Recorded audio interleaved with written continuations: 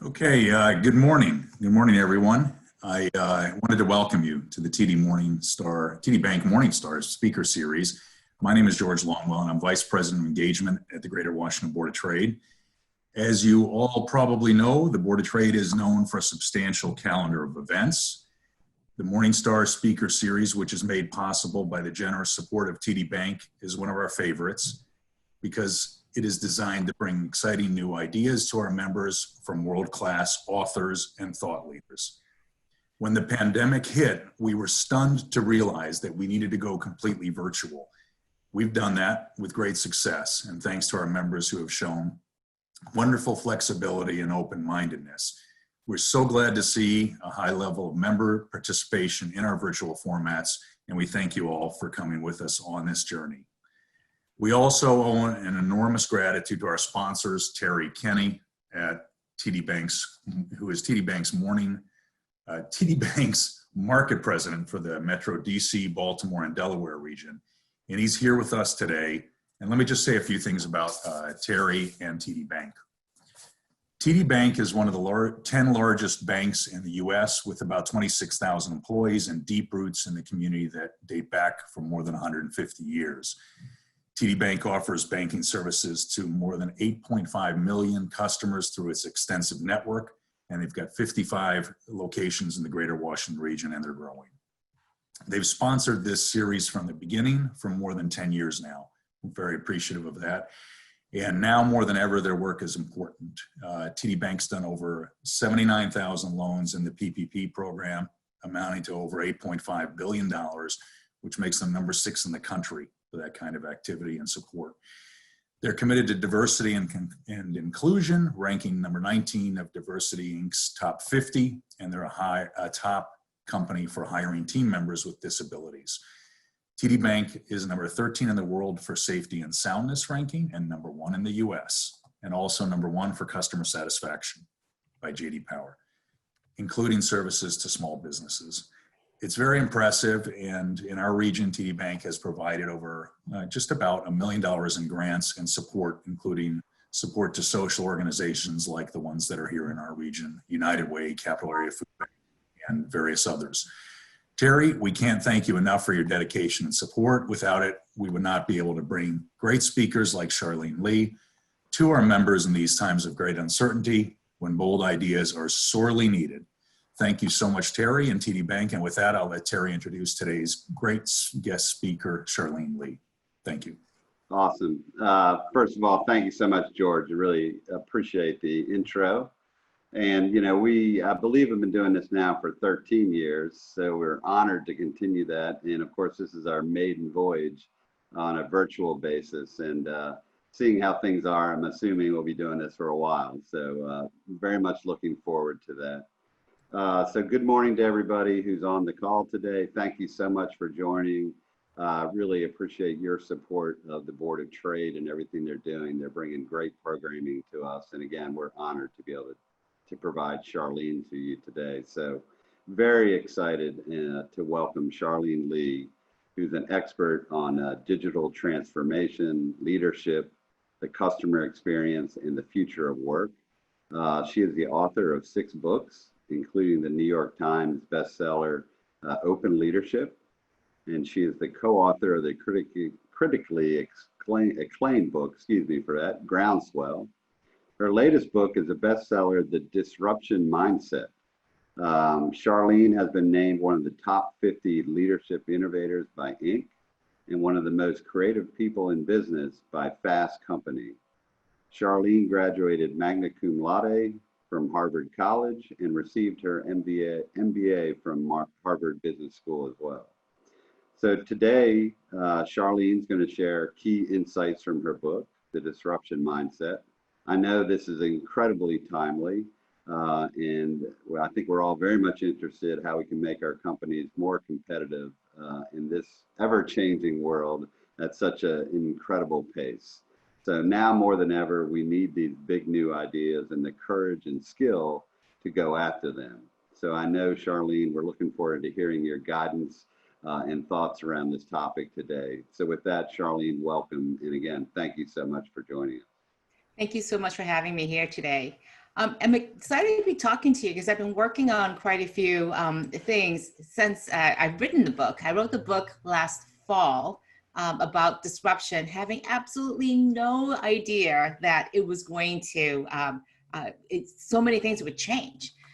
We have so many things happening to us. And so while I want to take some of the core ideas from the book, I also want to apply them, and as well the ongoing research and the work that I've been doing around how are leaders and organizations responding to the tremendous numbers of different disruptions that are coming at us.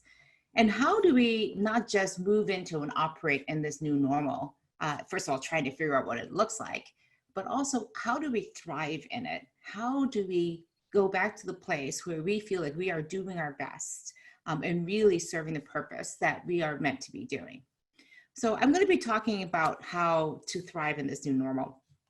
And one of the things, because I do study and talk about how to thrive with disruption, is that the one thing I have seen is that disruption has been an opportunity for change.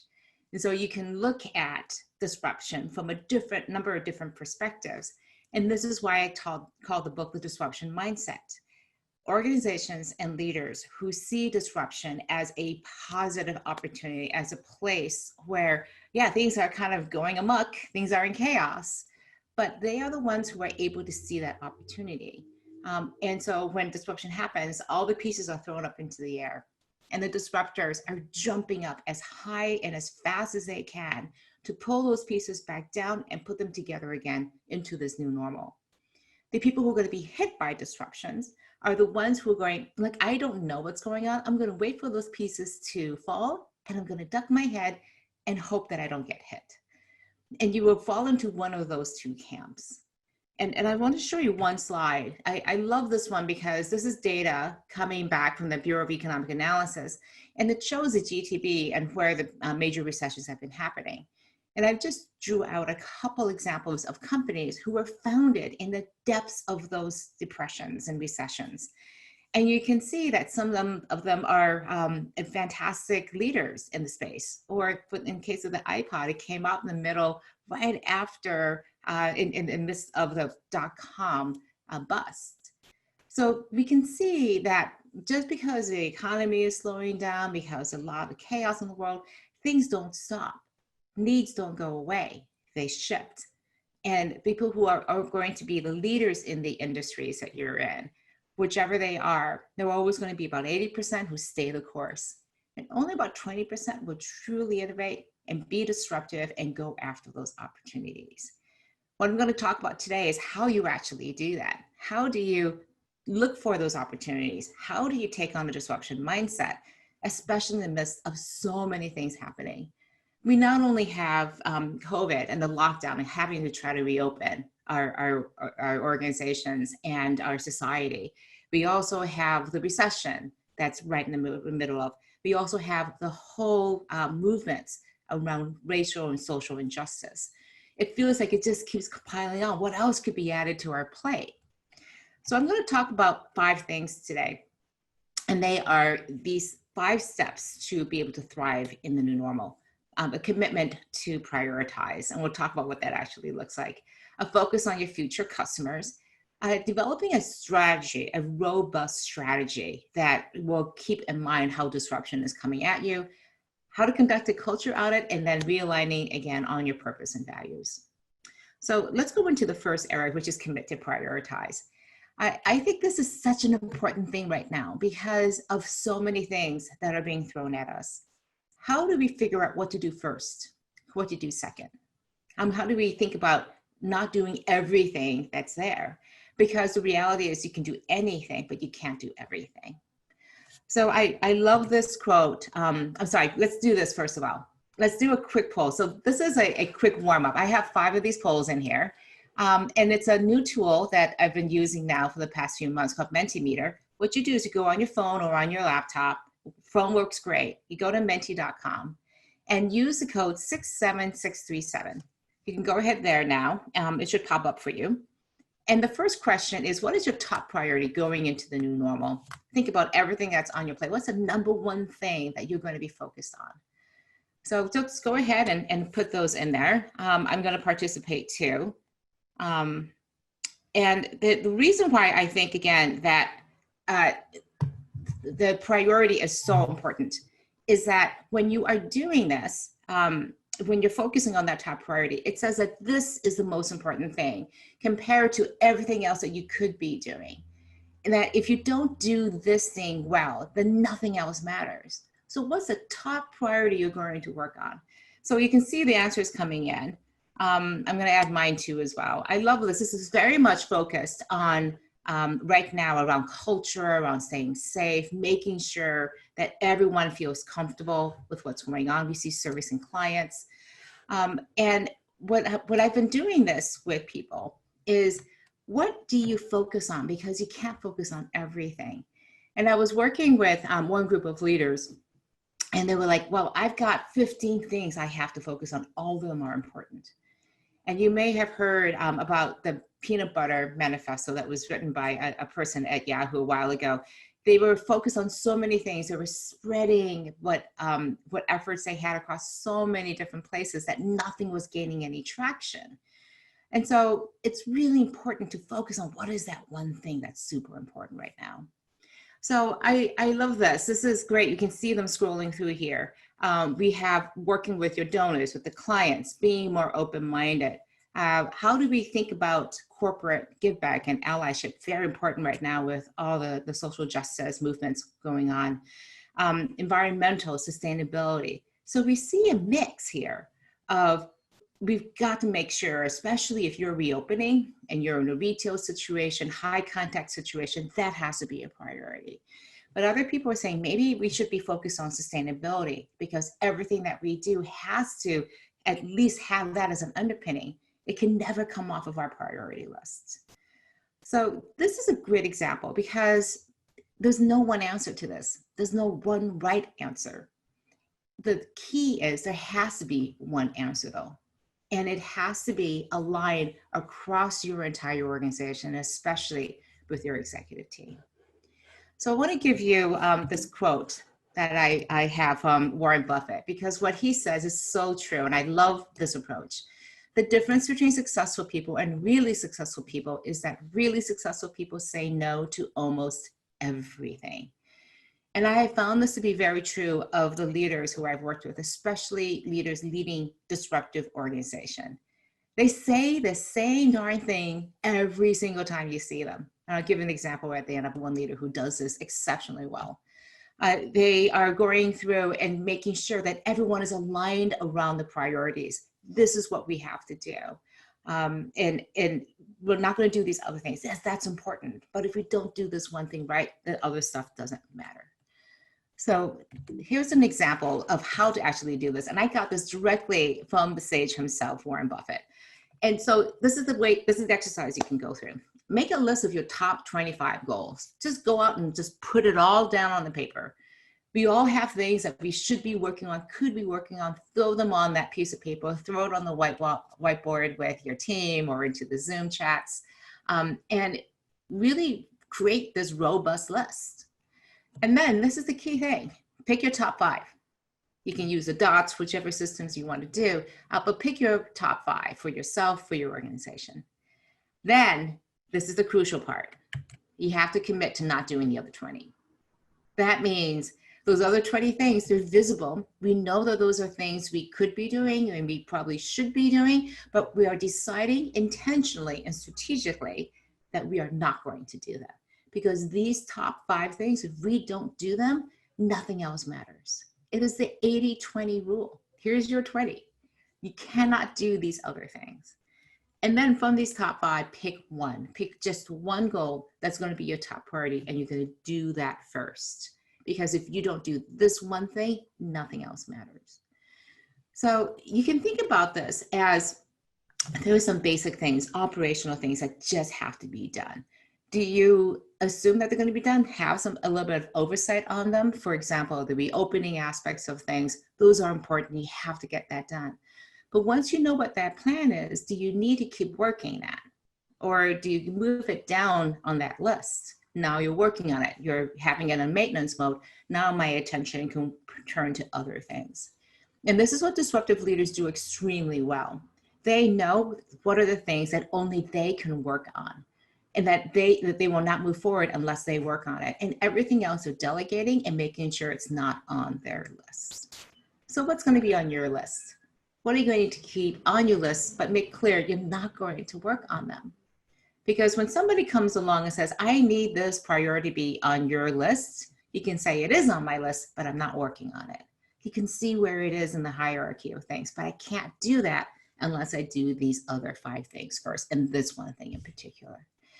It is this clarity, it's this transparency of what everyone is working on and being aligned around that is so important, especially during these times, because we could be and probably should be working on so many of these things, but we can't. And we have to be aligned and committed to prioritizing what is the most important things we have to get done. So that's the first area around committing to doing this. And I would just say one final thing, that the art of focus is the art of saying no. I know this is an art that I am still trying to master. I take on way too many things. I say yes to way too many things. But my question is to myself now, as one of those areas of practice, is that if I had to drop everything and do this thing that I'm committing, would I feel good about that? Or is the fact that I'm pushing out to the future giving me that comfort level that maybe I could just fit it in someplace else? And that helps me say no right in the moment, that if this is not something I would put on my to-do list right now, if I had to do it now, I wouldn't do it, then I won't commit to doing it in the future. So I hope that helps you find the ways to prioritize and then to make sure you commit to that as a team. I want to go on and talk about a really important concept that I talk about in the disruption mindset, which is the focus on the needs of your customers, and in particular of your future customers. I don't think there's any organization out there that doesn't say, we don't care about our customers.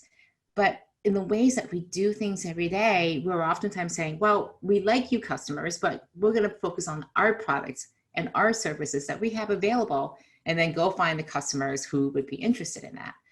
Versus we're going to let our customers dictate how we're going to move into the market and we're going to meet those needs. And this becomes especially true when focusing on your future customers, because I focus on the word future because that's the place where growth is going to come. It's great to be able to say, I know how I'm going to grow with my existing customers, but if you know that, then you're already executing on it. The biggest question is what's going to happen with the future. So just to give you some ideas, this is some research from Acupo. I really like this because it shows just how quickly things have changed. This is the consumers were asked, what are the things that you will be doing more of, less of after the crisis compared to doing it before? And you can see that the green bars are things that are going to be doing a lot more of, and the red bars are the things going to be doing a lot less of. Kind of obvious, but at the same time, how are we taking this into account in our strategies, in the things that we do, the places we're going to invest in, the places we're going to move people into to focus on? Because fundamentally, things have completely changed. And this is the time right now to be questioning everything that you do. Because making the assumption that it was the same as it was before is a big mistake that I see organizations doing. And organizations who are truly thinking about growth and about disruption and looking for those opportunities are questioning every single assumption. And maybe 90% of them come back and it's the same, but at least they've gone through the exercise to test and to check with customers, and especially with potential customers.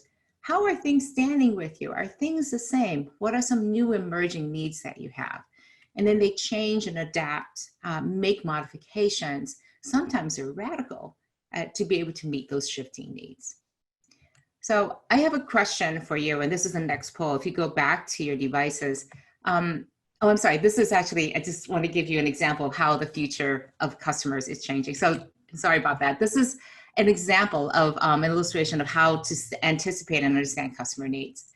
So this is the example of how customer needs change over time. So you have a need that's there, and then you have a need that changes and evolves, A, B, C, and D. And what we find traditional organizations doing is they understand that customer has a need A, so they start building for A.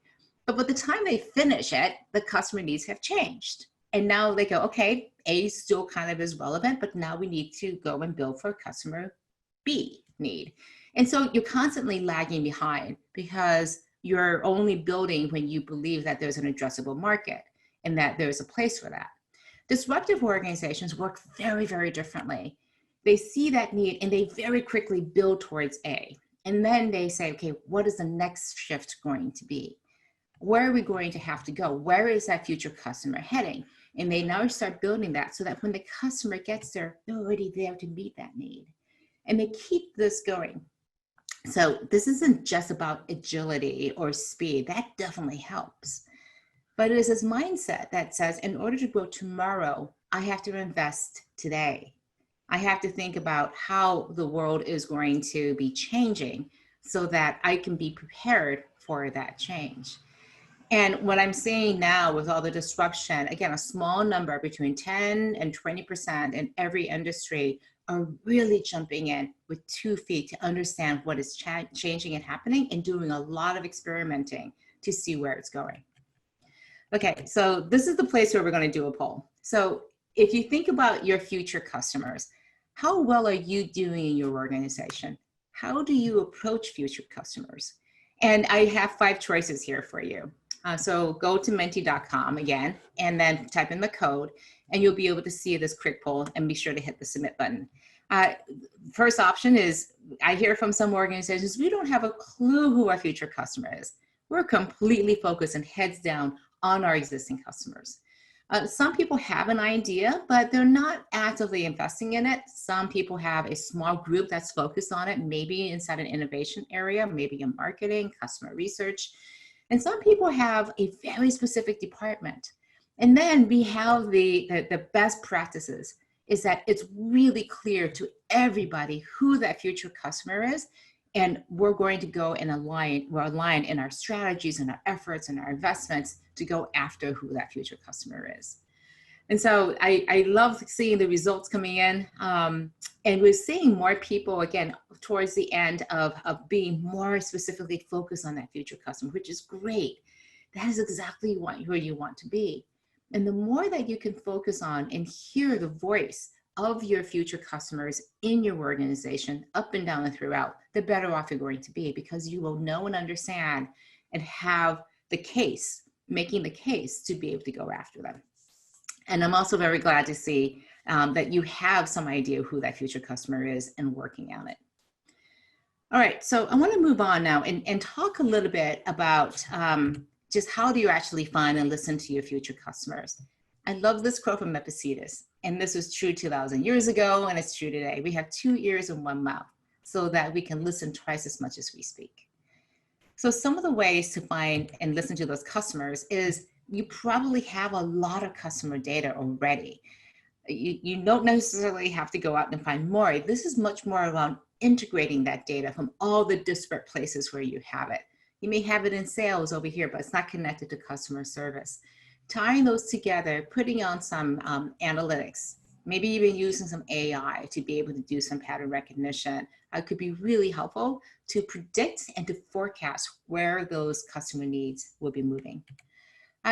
Definitely train your frontline employees because they're the ones who are closest to your customers, and help them identify the patterns that may be emerging and give them, again, the channels to be able to escalate up.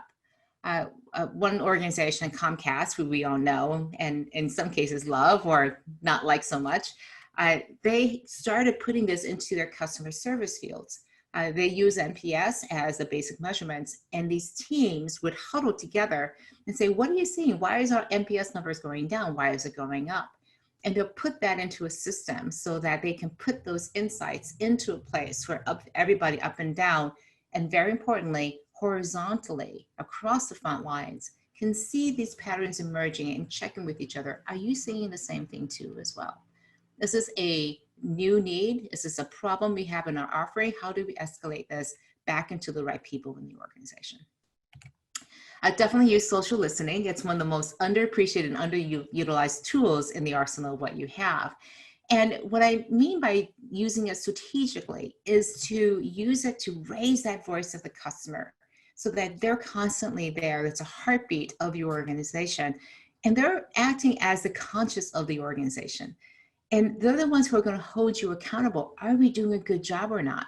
There's nothing like hearing from your customers directly to say, yeah, we are on track or we're not. So elevate that social listening. It's not just about tracking mentions or looking at sentiment. It's looking very intentionally for where those edge cases are and how are you doing against those growth edges. And then finally, use empathy maps to create alignment. This is an empathy map that I love. I love using this because it's a very simple idea. Instead of trying to describe your customers in terms of demographics or psychographics, really understand who they are. Try to get to know them, what's motivating them. And this is a simple exercise you can do. Put it up again on a chart. And it says, how does that customer of the future, what is it that they say? What is it that they think? What do they do? And how do they feel? Those are 4 different things. And if you can truly understand this, this is a great way to communicate this back to the rest of your organization. Gives you a full picture of who your customer is. And if you want to take it to the next step, then you say, well, how is the world different once we have provided them a product or a service to meet an underlying need? How will these 4 things be different because of the impact that we have had? So having this sort of before and after picture, really trying to understand who that customer is, brings that future customer to life in living, breathing words and pictures. Because that's the only way you're going to be able to focus on those future customers, to take away precious time and resources from focusing on current customers to focus on a customer you don't even have yet. So let's go on and talk about strategy. I love strategy because you can start thinking about what could the world possibly look like.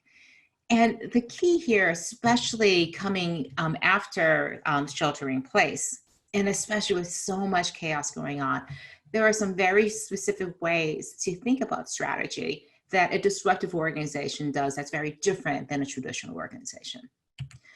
And so here's a question, a quick poll from you. I would love to hear, when was the last time you did a long-term strategy review? When was your last review?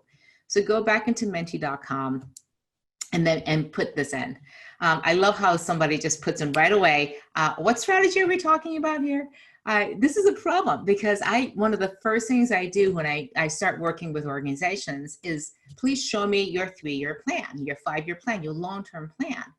And what most people pull out of their drawing and give to me is a budget. It's a budget for the next 12 months.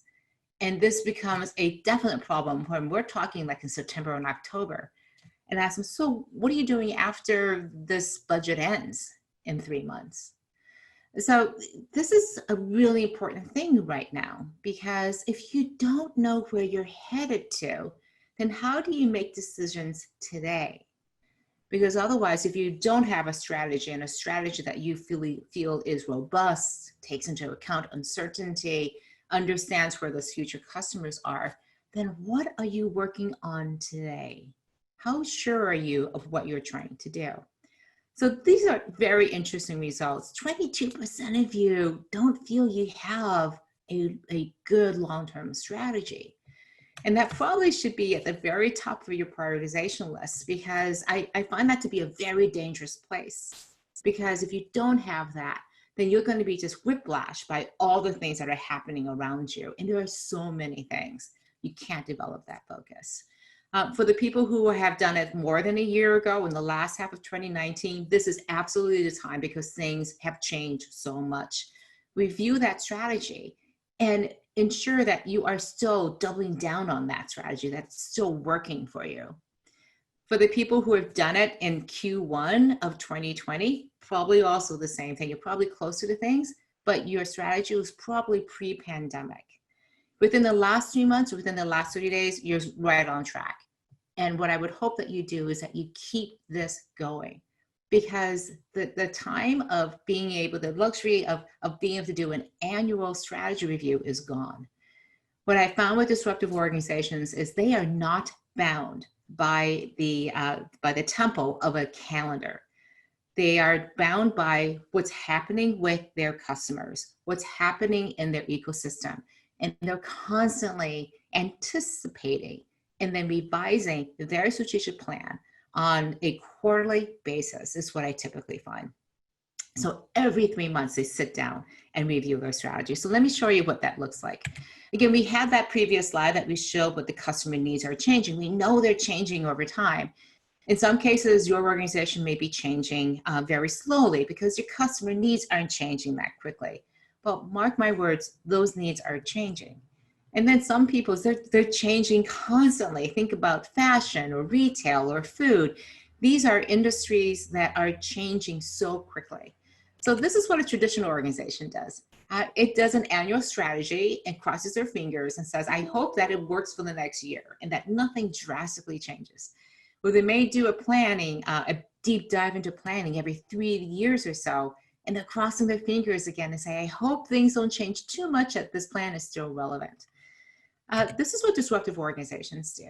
They develop a big view of the world, and they're working every single quarter to check and say, does the world still meet that reality?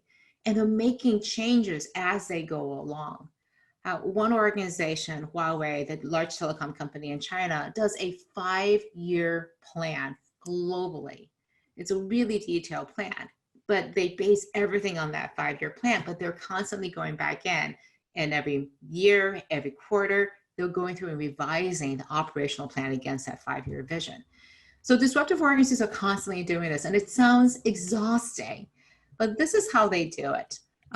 First of all, what they do is they identify what are the triggers. So they're not trying to boil the ocean. The strategic plan says, these are the major shifts we're anticipating. These are the scenarios we think could play out. And these are the big moves that are in our arsenal. And we look for triggers. We're constantly scanning the environment to say, when is it time to make these shifts? So they have an idea of what they're going to go do. And they are constantly saying, what has changed? Is it the right time now? Okay, now it's time. We're going to go and execute on this. And they're continuously gathering this from across the organization. Because again, everybody in the organization knows what that strategy is. And then they have an 18-month plan, and it's revised every quarter to be able to have that operating plan. They never goes out of date, but they're constantly moving forward so they can see what are the things we have to do today in order to be where we want to be again 18 months from now on a rolling basis. And then they have this cadence, a well-known, well-worn cadence and process and structure for doing these strategic reviews. And they do this like clockwork. It is not something that they have to stop doing their daily operational work. It's not a big, huge strategic planning process that goes on for months. It is something that's built into the rigor of everything that they do. So just a quick thing around scenario planning, because this is one of the most powerful tools, I think, right now in your arsenal. And that is how you actually do planning. In a stable environment, you can do what's on the left here, forecast planning. We know what happened last year. We can just adjust it by a few percentage points going into the future. But with things being the way they are, especially with COVID, we don't know what that future looks like. So scenario-based planning is incredibly powerful, especially right now. And this says there are 4 scenarios, some small number of scenarios that I can develop. And depending on how the world works, I'm going to be prepared for every single one of those. So these slides are from a group called Triumph, which I absolutely love. They have an entire scenario planning toolkit, and I have that link to that toolkit. It gives you all the processes and the templates to be able to do this. And I love this toolkit because they break down scenario planning instead of being this crazy hard thing to do to something that you can do in the space of about an hour. So they developed 4 possible scenarios of where we could end up by the end of this year. There could be a gradual recovery. There could be fits and starts in terms of our economy. There could be the perfect storm of everything just completely tanking. And then there could be the great correction where people really come together and we're starting to go through and really having a coordinated response. So any of these 4 things could still potentially happen.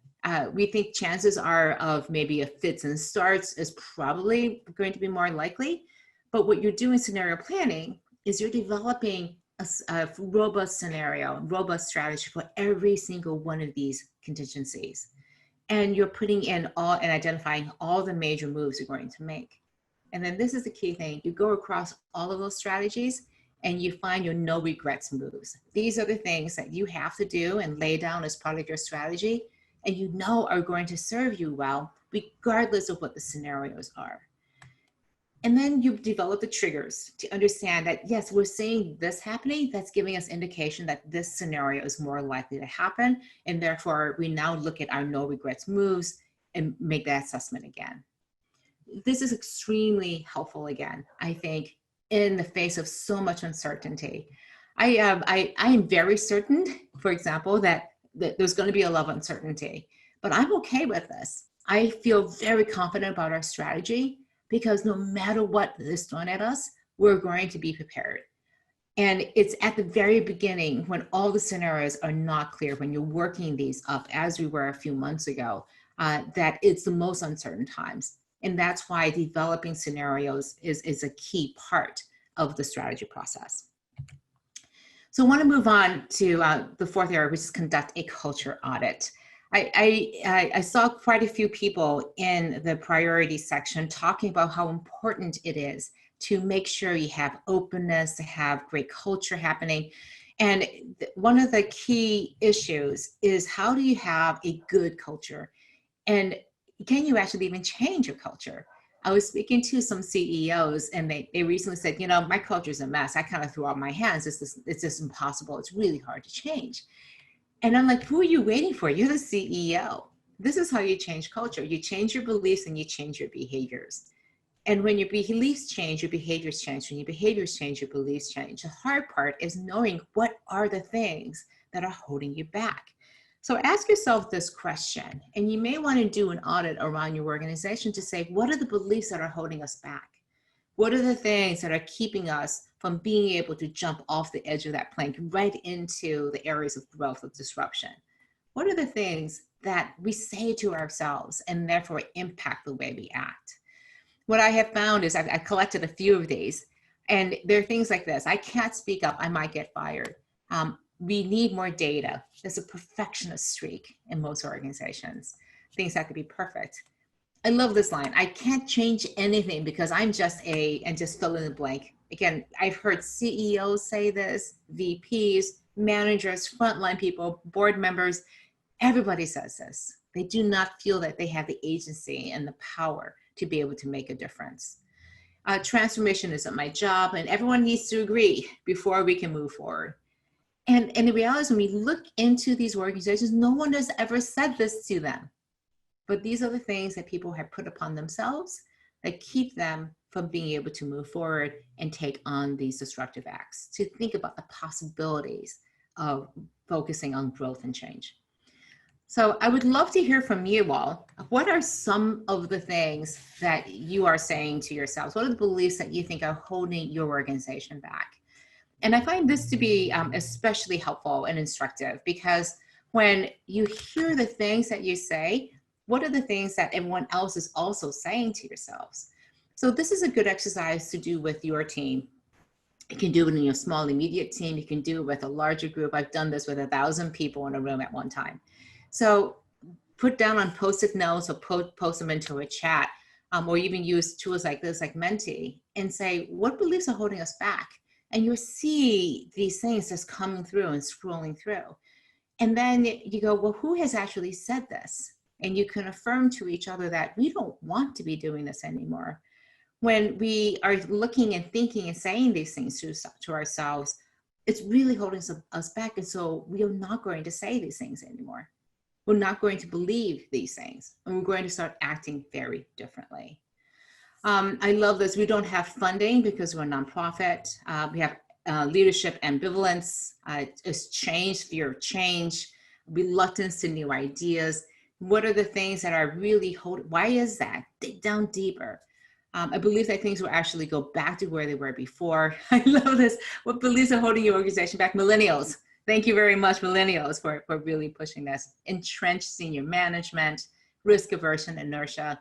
So really dig down deeper and say, what are these things that we're saying to each other, saying to ourselves, and commit to saying, is that true? Is that real? Where is it coming from? How do we address that? And how do we start behaving in a very different way? Because you can either change your belief or change your behavior. If you change the behavior, you will start, because you're acting a certain way, you will start believing and thinking in a different way. So thank you for these great examples. What I'd like to show is just some work that we've done. This is a different tool, but we asked the question, what behaviors have held a company back through the years? And we did this across, you can see, almost 1,000 people in an organization in the course of basically 2 days, and got back the different votes from people. So 89 people participated, lots of different votes for the different things. We've done this again across entire organizations to truly understand what is the pulse of the company, and being able to map this out then from a data perspective to really start understanding what's going on with your culture.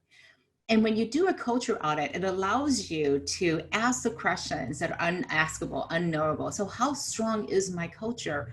Are we okay? And it's more so than just a simple survey. It's being able to say, what are the things that we're going to change around this? Because culture is the engine that determines how fast you can go down the road. If your future customers decide and determine what the road looks like, what your strategy is going to look like, then culture is the thing that determines how fast you can go. So in this space of uncertainty, you want to have the strongest culture possible.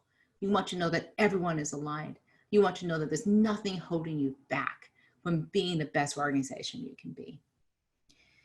I want to take a moment and also address something that's been happening for many of our organizations, and which is the whole issue around social justice and racial injustice. I've been doing a lot of work with organizations about how do you have these difficult conversations. This is, again, work taken out of some great work. I'll have some resources in here, but it's also something that I find disruptive organizations do really well. There's a tremendous sense of openness. It's one of the fundamental beliefs of organizations. And the belief is that we can't be open and move fast and develop trust and transparency if there are things that are left unsaid. And there is a big topic that in many organizations are being left unsaid.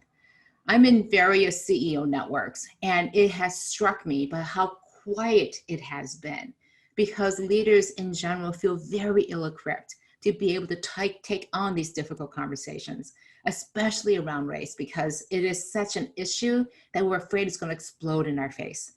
And when we're going through this journey ourselves of understanding and trying to understand and reflect on this, it's very difficult to step forward and lead also. So these are five ways that I have found to be especially helpful. It's a constant, common way to be able to create a space for difficult conversations. The most important thing and the biggest mistake I see is that you're not clear about the purpose. And the purpose of this could be to just have an understanding, to be supportive of, for example, your Black employees, to help people feel like it's okay to be talking about this. But this also could be a conversation you have with an elderly parent, with a parent or a friend, somebody where you want to have this conversation. So what's the purpose? And the best one I have ever heard is, I value our relationship. It is something that's important to me. And this is getting in the way. And we need to have a discussion. I would really appreciate one so that we can feel closer together. That is a fantastic purpose. And it doesn't have to be anything more than that. If this is your first conversation, it can't be, what are we going to do as an organization about our diversity, equity, and inclusion if you haven't had these tough conversations. You can't have that organizational conversation about what we're going to do until we have the first initial conversation to build a relationship. Create a safe space with agreements. We're going to listen. We're not going to judge. We're going to be respectful and approach with compassion and empathy. And then start the conversation with a personal experience. And it doesn't have to be about race. Talk about something that you've been grateful for. What happened over the past few days that really have affirmed your purpose, or some way to get people comfortable sharing personally, talking about themselves versus an objective outside. And then go into the deep part of the conversation with questions. Can you share an example of when you've seen racial injustice being exercised, where you've witnessed it, when you've seen it? When have you felt it? What are some examples of that? How do you think about privilege? Is it something that's real? Is it not? How have we learned and moved into this and reflected on it? And again, the idea is that you're speaking from a personal point of view. This is what I see, what I feel, what I've experienced. And then you close the conversation to say, this is where, thank you so much, feeling great gratitude for people. And also ask people to say, what are the things that you've taken away? Or how are you, what's resonating with you? Or say a moment of appreciation to somebody who has helped you see the world in a different way. To say, I appreciate you. What you said resonated with me. And that's all you have to say. So these are some techniques to talk about a really difficult conversation that people are having these days and how to guide into that. And I have a lot of resources here. These are, I try to curate some of the best ones that I've seen. I really targeted towards leaders of organizations to say, how do we do this? That conversation guide is again reflected in what I just talked about, how to have productive conversations in the workplace, even with your parents.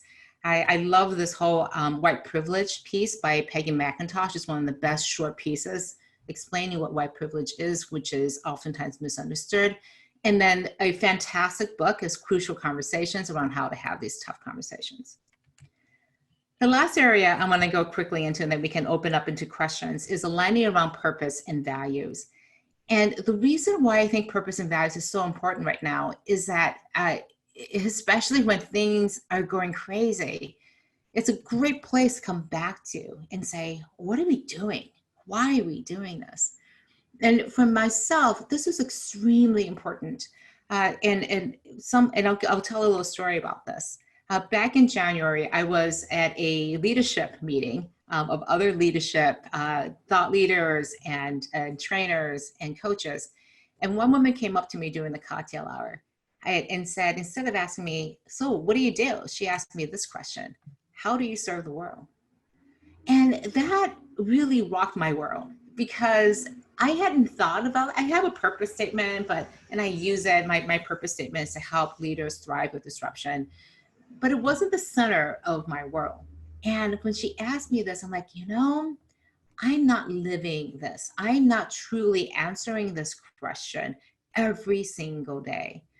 And so from that point forward, I said, thank you so much for this gift. The coach's name is Julie Carrier. And thank you so much, Julie, for asking this question, because I'm going to make this, I'm trying to lead a purpose-driven life, be purpose-focused in the work that I do.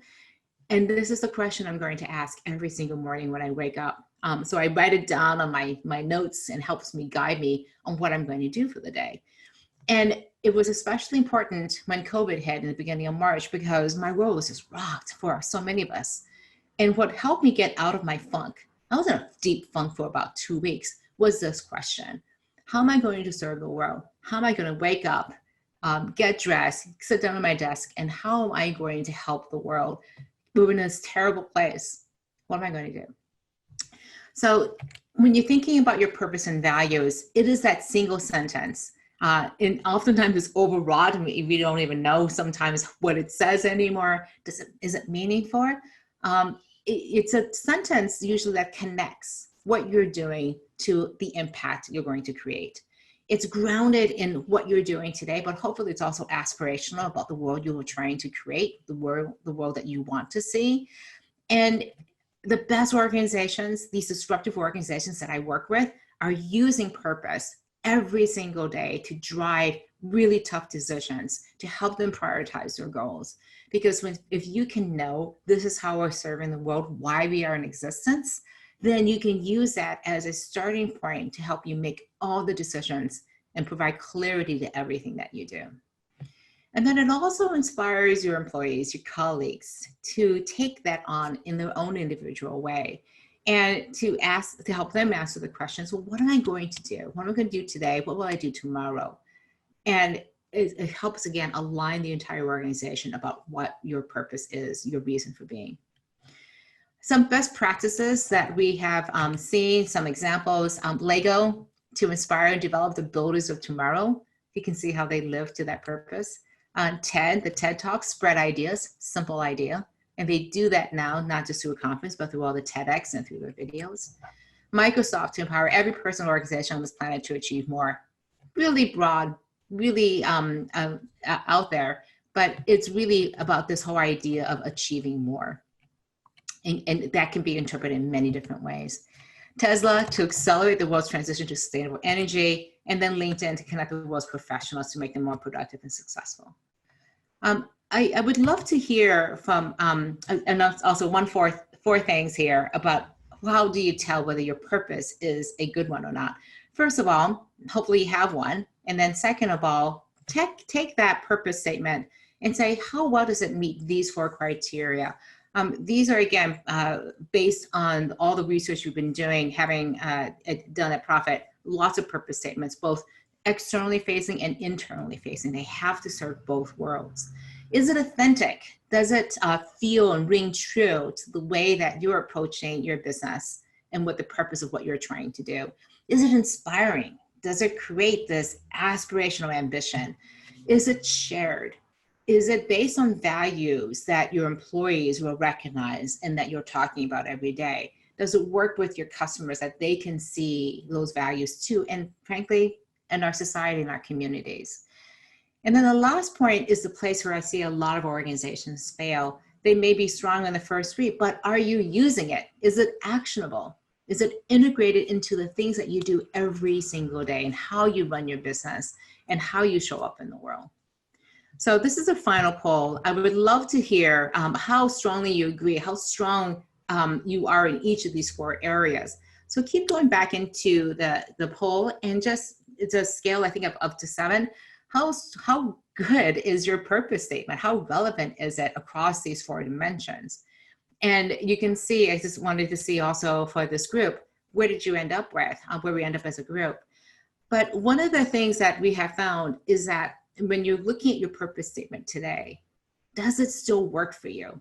Is it at the place where it's really serving the things that you want to accomplish, given your priorities, given the way that customers are changing into the future, given where your culture needs to be, where you need to move to? Is your purpose statement doing its work for you?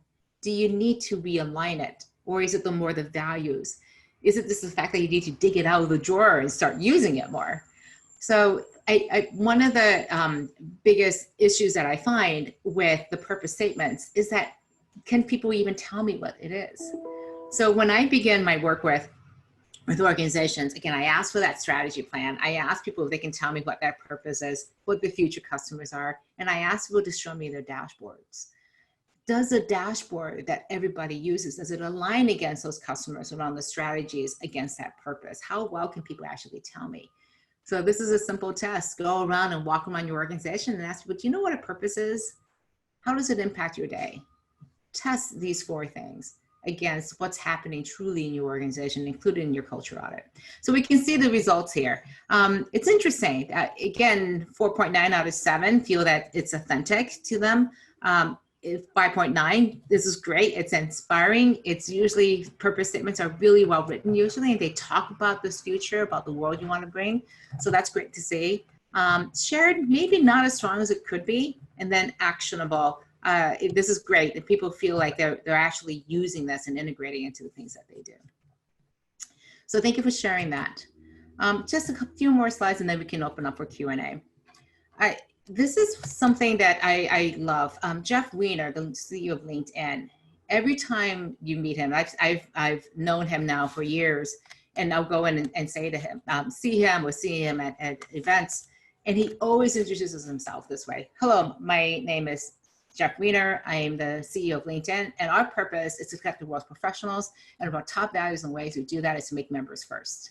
And then he'll go into whatever it is that he's talking about.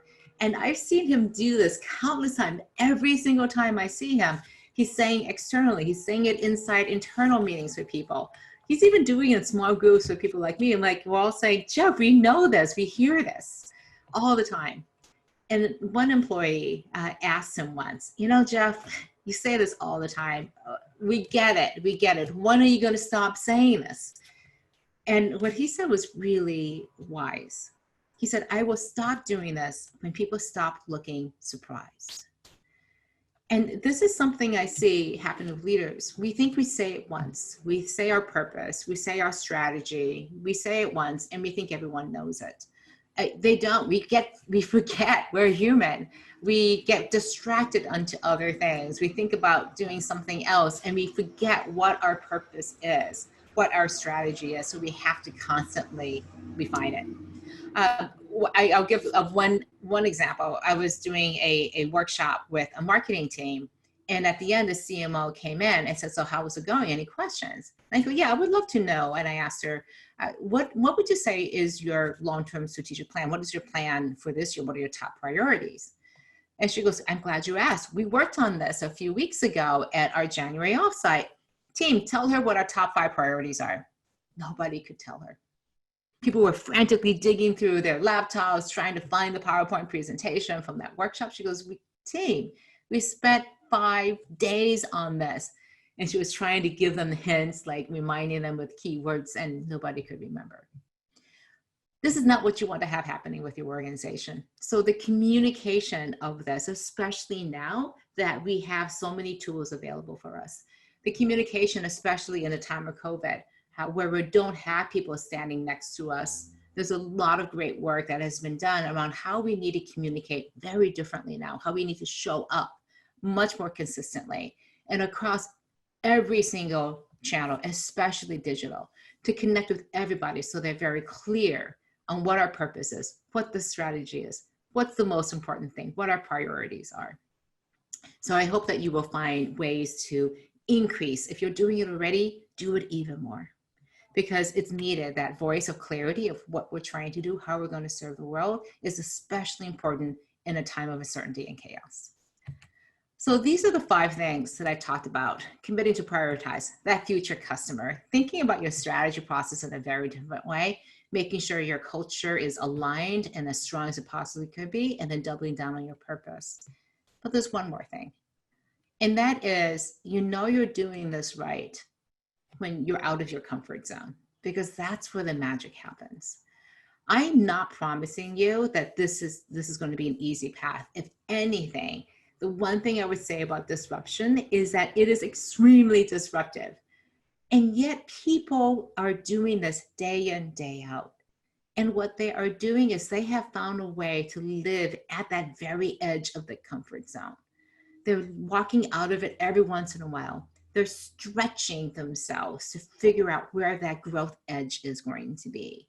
They're not staying back in that comfort zone, feeling comfortable with the status quo, because it's at that edge when you're stretching to meet it, but not getting stressed, when you're stressing to meet and go to that very edge where the growth and the magic happens. So my hope is that you will find that resilience, that ability and the focus to stay at that very edge, because that's what your organization, your customers, our society needs right now, are leaders who can live at that edge. So this is my contact information. I encourage you to stay in touch. And I really do mean that. I would love to hear from you. What's working? What isn't? The way that I do my work and my research is to hear from people, your questions. So by all means, please stay in touch. And I think we have some time now for some questions. So I'm not sure, I can't remember, I think it was maybe George and Terry who are going to be asking some questions.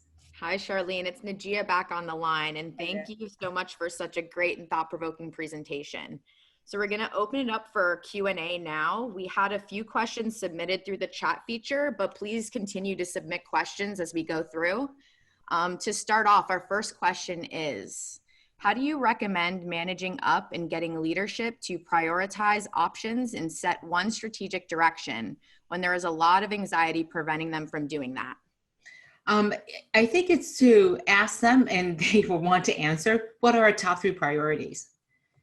And any leader worth their salt is going to work on that to give you those top 3 priorities. And leaders don't like typically not having the answer to things. So when the people they're leading say, so what are our top priorities going to be? They're going to feel tremendous pressure to say, these are our top 3 priorities. And again, if they're not capable or willing to do that, then the coaching, the materials, especially around prioritization, I always love bringing out the Warren Buffett activity to say we need to do this so that we have clarity that we can move forward with that. For organizations that have a leader that say these are the top 3 priorities, but you may feel like they're too slow or they're not focused enough, this is where I bring in the new ideas, the new disruptive ideas. And the biggest mistake that disruptors make is that they're not aligning these initiatives against those 3 top goals that the leader has. And so everything, I've never ever seen a leader say, I'm going to drop one of these 3 top goals and pick up this new crazy disruptive idea. They're not going to add a 4th thing because they've worked so hard to narrow it down to 3. Why would they pick up a new idea? So you have to take that new idea and align it against one of their 3 top. Thank you, Charlene. Another question that was submitted: what happens when your CEO becomes complacent when employees clearly see a change is needed for the sake of the customer? There's nothing like bringing the customer directly to conversations with the CEO. So if you can find, again, this is where social listening, where examples from salespeople, especially salespeople, examples from customer service, to provide the evidence of that customer voice. And it's to start constantly putting that customer voice into the executive meetings. I call it the customer voice minute or 2 minutes. It doesn't have to be a huge presentation, but it's this constant drip into their consciousness about how customer needs are changing. And even better is when they understand it and they discover it from a conversation directly with customers who are pushing them. Love your idea, John, but this is how I think you could really improve. And the CEO comes in and goes, hey, I heard this great thing from customers. And even though you've been telling them for months and weeks that this is what's happening, for them to see and experience, there's nothing like that. So as much as you can, bring the customer forward and have their voice advocate for them. Thanks, Charlene. You've mentioned through your presentation social listening. Can you define that for our listeners? Sure. There are some great tools that allow you to listen to what's happening on social channels. And it's LinkedIn, Twitter, all the usual suspects. And what you do is you train those to look for typically mentions of the company. And social listening is oftentimes used as a risk mitigation. So you can find out when people are upset, so you can go deal with any upset people so they don't spread the bad words about your company. But I think it's also an option to go and listen to a group of people to understand if this is a target mark for you, where are they gathering and what are they saying? What are they thinking? How are they approaching the world? So you can build that empathy map.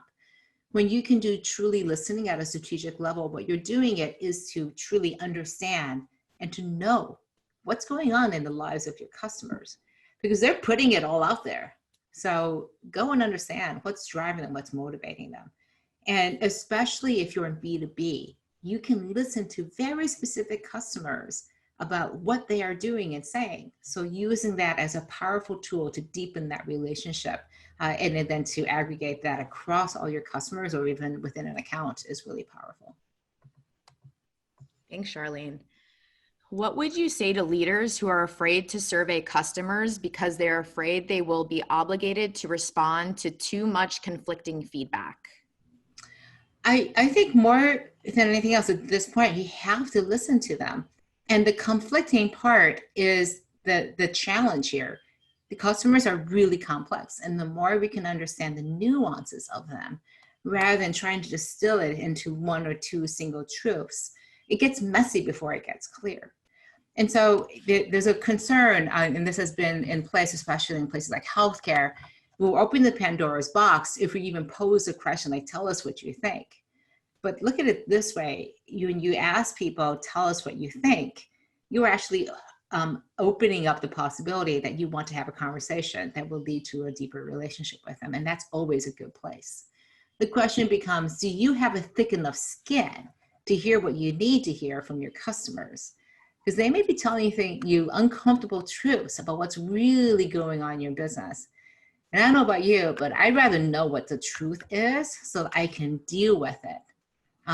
A fear is something that you can be a positive for us, because now instead of fearing the unknown, I can fear something very concrete. I can see it, and then I can deal with it.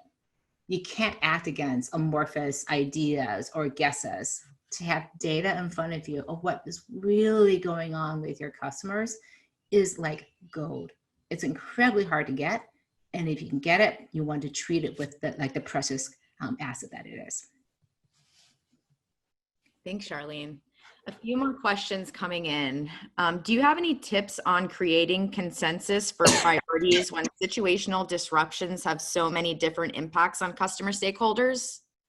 I'm sorry, could you say that again? I was just coughing there for a second. No problem. Do you have any tips on creating consensus for priorities when situational disruptions have so many different impacts on customer stakeholders? Yes, again, you have to think about those situations and be clear in terms of understanding where do you think those scenarios are going to be, to lay them out. Because if you don't know what the scenarios look like, then you can't begin to look at your options within them. So this is where I talk about creating certainty out of uncertainty. That if this is an uncertainty, let's talk about the ways that it could potentially play out. Here's another uncertainty. How do we think about that playing out? And you develop these scenarios. And then you can start thinking about the concrete ways. But until you're clear about what those scenarios are and aligned that this is the way the work could work. Again, they're not perfect scenarios. They're sort of general slices that capture our concerns about how the world is going to change. When we can agree that these are the potential areas, we don't have to necessarily agree on which is the right way, where it's going to go to. And that's where a lot of the strategy and consensus building falls down, because we have radically different ways and views of how the world is going to change. I can agree that's going to change. We just don't know for sure yet which one's going to be, and we don't need to. And so if you know what those scenarios are, then we can decide what the actions are going to be, and then focus on what are the no regrets moves. It is a specific process, and I have seen and taken organizations through that process over the past few months in a really effective way. It is incredibly powerful to build that consensus. And I want to say, I don't like to use the word consensus. I like the word alignment around how the world looks, how it's potentially going to work, and then agreement on the things that we have to work on today. There's also a very important concept that comes from Amazon called disagree and commit. It says we're going to come to the table and radically and just like really intensely fight as much as we can for what we think is right. But when the leader makes a decision that this is the way we're going to go, we're going to 100% commit, even if it's not my idea. And you need to have that commitment, because you don't ever want to second guess that somebody who had a radically different idea is not backing you. Because the tables may turn for the next decision. Your idea may be picked, and you want to know that somebody else is going to be 100% backing you. So the disagree and commit value, that belief, that process is extremely important, I think, because you can never have consensus. Or if you're trying to aim for consensus, you're going to go really, really slow, and you're going to go for the lowest common denominator, and you won't make much progress. But I like the disagree and commit approach, which puts it right on the table. Like, I know you don't agree with me, but I really appreciate and grateful for your support. Thanks, Charlene. When assessing a strategy on a quarterly basis, when do you know to shift? How big should the signal from customers be to be sure you're nimble but not overreactive? This is the $1 million question, right? It's just like, when do we pull the trigger? And underlying this is a fundamental idea that when you make a decision, it's rarely permanent. And I love this idea of what I call minimally viable data. Let's say you have two options in front of you. Do I go with option A or option B? The traditional way is to get enough data to know that option A is going to work. That's the traditional way, right? Because we can't make mistakes. We're going to dedicate the resources to it. We want to be 100% sure that it's going to work. And because our compensation, our careers, and everything is on the line, we're going to make sure that it's perfect and it's going to be great. And it could be weeks, months, years before we're going to pull the trigger on that. Minimally viable data, very similar to minimally viable product, says, what's the data that I need to choose between option A and option B? And you go looking for that piece of data. And all that data just says, I'm a little bit more confident that option A is better than option B, or vice versa. As soon as you get that, you make the decision. Because having made that decision, you go into the market, especially you go and bring this in front of customers and say, what do you think? And they're going to say, we love it, or we don't like it, change it, or we hate this. In which case, you can usually go back. 95% of the decisions that companies make are reversible, but we don't act as if they were that way. And so in a disruptive world, this is what disruptive organizations do. Some people call it being agile. Some people call it, the different ways that you can call this process. I call it just basically saying, as soon as you know that you can make a decision, gives yourself a little bit of a hint that's the way it is, then go and test it. Because it's nothing like getting in the hands of customers or getting in the hands of employees if it's an internal area to say, tell me what you think. And if you've done a good job of developing a relationship, a strong, robust relationship, people will accept that. Your customers, your employees will, like, you say to them, I'm trying out this new thing. What do you think? They're like, oh, thank you for checking with me. I hate it, but thank you so much for testing it with me first. And that's where that deep relationship, really, you trust that relationship is there. All the work that you've done will keep you safe and confident that you can do this testing and not fall apart as an organization. Thank you, Charlene. Too often, leaders, managers, organizations are vertically oriented. How do you encourage systemic thinking and get organizations to operate more horizontally? I think there's an implication in that question that vertically is not a good thing. I've seen some disruptive organizations that are incredibly vertically oriented and hierarchical, command and control, and yet they are incredibly disruptive. It works for them in that structure. So horizontal structures can also really work, but it requires that you have excellent communication collaboration, because otherwise the span of control is far, far too great for the small number of people up here to be able to line against things.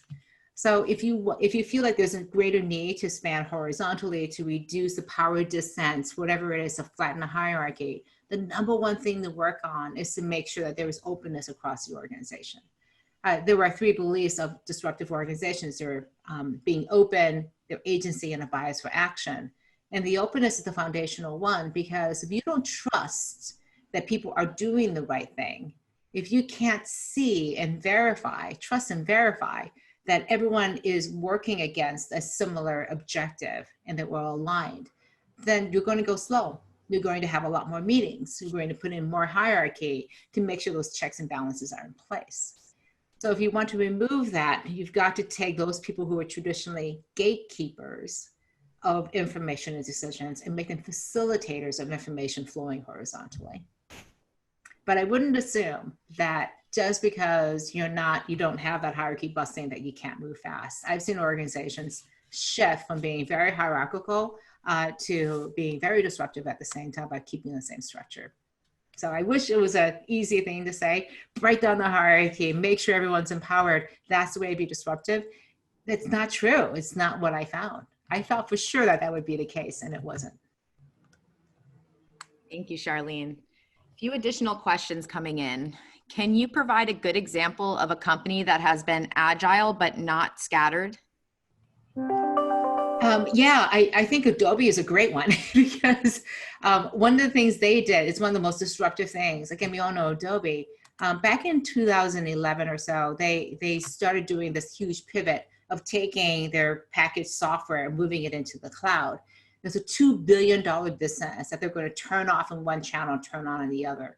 So, and the amazing thing here is that they did all this customer research and verify that this idea would be great because they could see mobile coming on board, more collaboration, working across devices, so many reasons to move it to the cloud. And they had one major problem, that no customer was actually asking for this. They were all completely happy with their packaged software. Again, these were high-end professional artists and creators. And they could see that the market, the addressable market, could be so much bigger and the impact could be greater if they could go into consumer and prosumer areas that require being in the cloud. The reason why I think they're a great example is that they are a very strong vertical organization. And they had to be in this change because if they had asked the distributed team of employees, nobody believed that this was the right thing to do. They faced so much pushback from consumers and their customers. 50,000 of them signed a petition to say, go back to packaged software. And the employees were saying, we should do what customers want us to do. So employees didn't want them to do it. And then the investors knew that that Adobe was going to lose money for 2 years. And what actually happened is when their income went down, their stock price went up because it was an indication through the education of the marketplace. They did a great job of educating them that said that when the money goes down, it means that our strategy is working. So know that this is a short-term thing. It was possible because the executive team was extremely strong and extremely united and just constantly talking about why the strategy made sense. And so that's why I think the idea behind that is example. Hopefully that helps. Thanks, Charlene. We had one last question submitted, and then I will turn it over to George to close us out. So the question is, profits are key and most companies milk the cash cows as long as possible. Yet companies like Apple consistently cannibalize their cash cows. What are the cultural and strategic elements that position companies for such behaviors? Yeah, I think Apple is a great example. And you may have heard Steve Jobs say, I don't do customer research because customers don't know what they want. And this is their magic in what they do. They do a ton of customer research. They just don't do the traditional customer research of surveys and focus groups because they tend to be looking backwards. They do tons of work really trying to dig down deeper, layers and layers and layers deeper into where those future customers are. They're absolutely fantastic at this. They don't always work, right? Sometimes they get things wrong.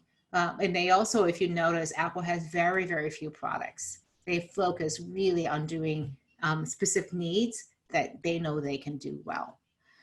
So I think more than anything else, they are obsessive about doing ethnographic research, doing the social listening, doing the deep work to truly understand what is that the needs are there in changing. They have access to the same, we all have access to the same capabilities and research that Apple does, but culturally they are completely aligned and obsessed with who that future customer is. Thank you, Charlene. I'm going to turn it over to George to close us out for the event. And Charlene was nice enough to offer a 30-minute deep dive on this conversation after this event. George will give some more information on that, and I will post the login in our chat box. Right. Thank you, Charlene. That's tremendous information. We really appreciate it, and certainly timely, interesting, and inspiring. I think what we'd like to do, as Najia had suggested, we're going to post the link, and then we'd like to have you join us for this next half hour. There's going to be a virtual conversation that Charlene will lead. And of course, I want to also thank Terry and TD Bank. This was new for us, this presentation of our Morningstar series, and very memorable, I'd say. And actually, I really enjoyed the interactive part of that, and the back and forth with the polling and the indicators and the words that were presented as things that we were all thinking. So thanks on all points. Terry and TD Bank, thank you. And everyone, take care. Have a great day. But before you do that, join us in this next session that's coming up. Thank you so much. And Najia, do we have that posted? Thank you, George. I just posted it in the chat, and I'll keep this open for another minute so people can get that link up and join. Okay. Thank you all. We look forward to that. Thank you.